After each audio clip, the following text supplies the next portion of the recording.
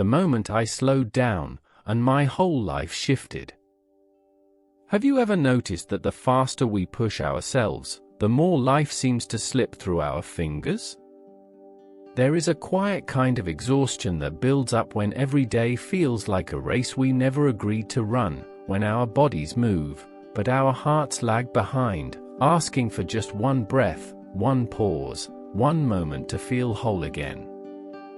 Tonight, we will follow a story that reveals what can unfold when a single human being chooses to slow down for just a heartbeat, and how that one pause can shift an entire life. If this is your first time here, remember to subscribe to Mindful Path for more gentle, grounding stories that bring clarity and inspiration to your nights. Now, let us begin our journey together. Daniel was 38, a project manager in Seattle's tech world, and the kind of person who used to believe that speed equaled success. Yet every morning had begun to feel heavier than the last. The soft drizzle outside his apartment window blended with the blue glow of his laptop, creating a cold, artificial dawn long before the sun ever rose. Deadlines stacked like unwashed dishes. Notifications pulsed through the room. And somewhere in that constant rush, the pieces of his life had begun slipping out of reach. His days were carved into meetings, status updates, crisis calls, and frantic attempts to stay ahead of problems that seemed to multiply every hour. At night, sleep came in fragments, thin, restless moments before the next vibration of his phone. Even the silence felt tense, as if the world expected something from him at every second. One Thursday spiraled faster than usual. A major deliverable missed its deadline. A developer quit unexpectedly. His team argued in circles. His boss demanded answers he didn't have. And between all of it, a message from his wife appeared on his phone: "Emma waited for you again. She wanted to show you her drawing. You promised." That was the moment something inside him cracked, not loudly, but with the quiet ache of someone who realizes they've been absent from their own life. By the time he left the office, the sky was a wet sheet of silver. The city lights stretched across puddles on the sidewalk, and traffic hummed like a distant swarm. Daniel walked fast, almost out of habit, his mind replaying the day like a broken film reel, every mistake, every disappointment, every unfinished task blending into a knot behind his ribs. Then, as he ducked under a small awning to escape a sudden burst of rain, he noticed an elderly man sitting on a folding stool. In front of him, under the dim glow of a street lamp, lay a disassembled antique pocket watch. Brass gears, tiny screws, a faded chain. The man's hands moved slowly, deliberately, as if nothing outside that small circle of light existed. Daniel watched, unsure why he couldn't look away. Maybe it was the calmness radiating from the man's posture, or the way the world around him seemed to pause without asking for permission. The old man glanced up. "Running somewhere?" he asked with a voice like soft gravel. "Always," Daniel muttered. "Feels like everything is falling apart today." The man gave a low chuckle and held up the fragile, opened watch. "People bring me these when they think they're broken. Usually, the problem isn't the watch. It's that someone's been winding it too tight. When it's strained like that, it doesn't tick right. It stutters, stops, loses its rhythm." Daniel exhaled, feeling something unsettlingly familiar in those words. The man continued, "So what do I do? I loosen the tension. Clean out the dust.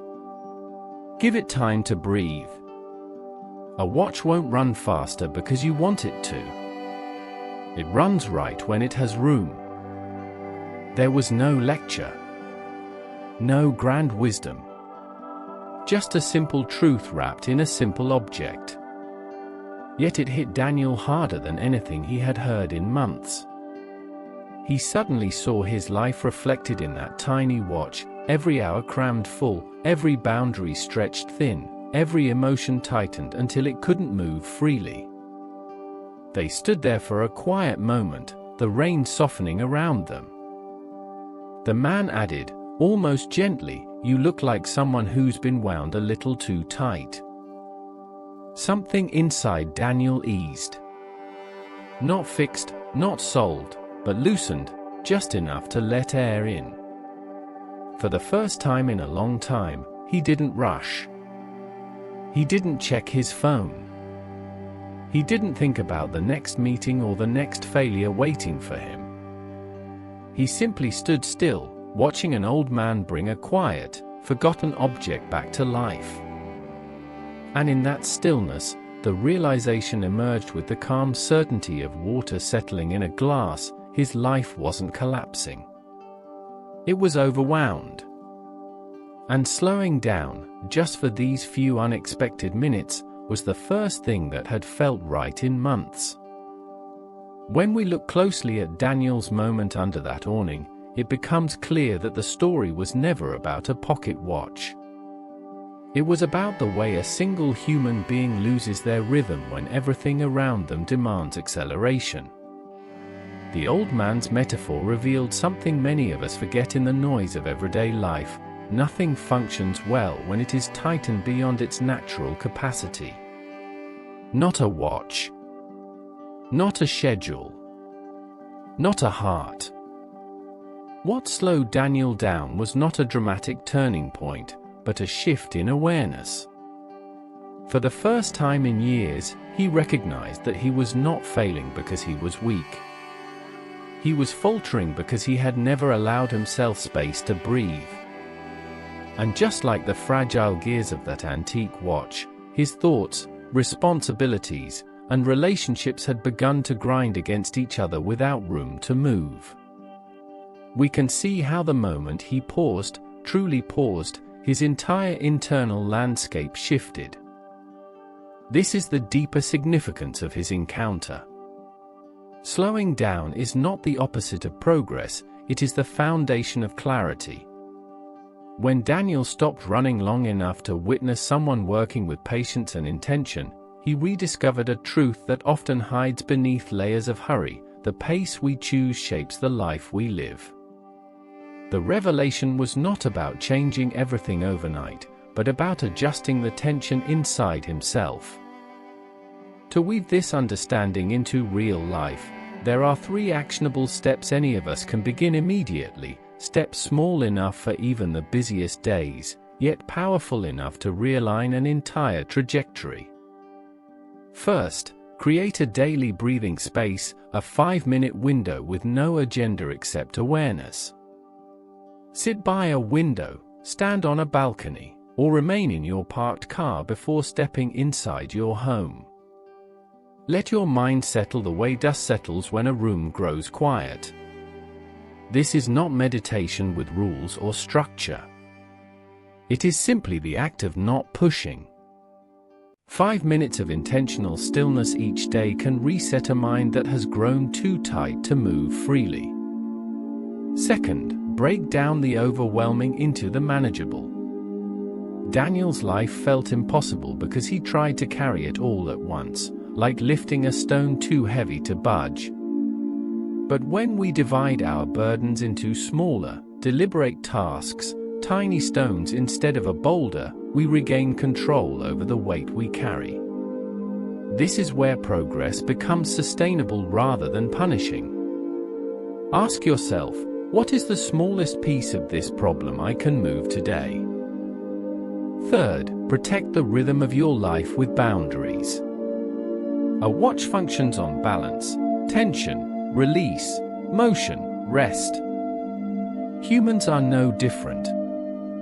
Set limits on your work hours, your digital consumption, your emotional labor. The world will always want more from you, but your energy is not an infinite resource. Rest restores the ability to act with intention instead of urgency. Sleep is not a luxury. Silence is not wasted time. They are the lubrication that keeps the gears of your life turning smoothly. As Daniel embraced these shifts, his days did not magically simplify, but the weight of them changed. He returned home earlier, even if by just 15 minutes.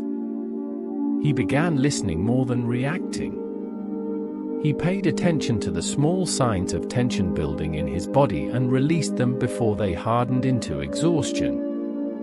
And in return, he found himself more present with his team, with his wife, with his daughter who once again asked him to look at her drawings. This is the heart of the lesson: slowing down is neither surrender nor weakness. It is a reclaiming of pace, of perspective, of the ability to choose intention over momentum. When we stop forcing ourselves to run at full speed, we finally see the path we are on, and whether it is truly leading where we want to go. Tonight, consider this question for yourself: what part of your life have you wound too tightly? What responsibility, expectation, or fear could soften if you allowed even a moment of stillness to touch it? Because the most powerful shifts often begin not with action, but with a pause. There is a quiet truth that echoes through Daniel's story: the moment we slow down, even slightly, the direction of our lives can change in ways we never expected. When we loosen the tension inside ourselves, clarity rises to the surface. When we soften our pace, the world stops feeling like an adversary and becomes a place we can move through with steadiness, grace, and presence. Slowing down is not stepping away from life. It is stepping back into it, gently, deliberately, as if returning to our own breath after being gone too long. And as the night stretches around us, let this reminder settle like warm light in a quiet room: you are not meant to run endlessly. You are meant to live at a pace that allows your heart to be heard, your thoughts to breathe, and your life to feel like something you are part of, not something you are chasing. If you found today's video valuable and helpful, please consider pressing the like button below. And if the stories we share on this channel feel meaningful to you, we warmly invite you to subscribe and share, so that more people can discover our journey together. Thank you for watching, and may your day be peaceful and full of gentle energy.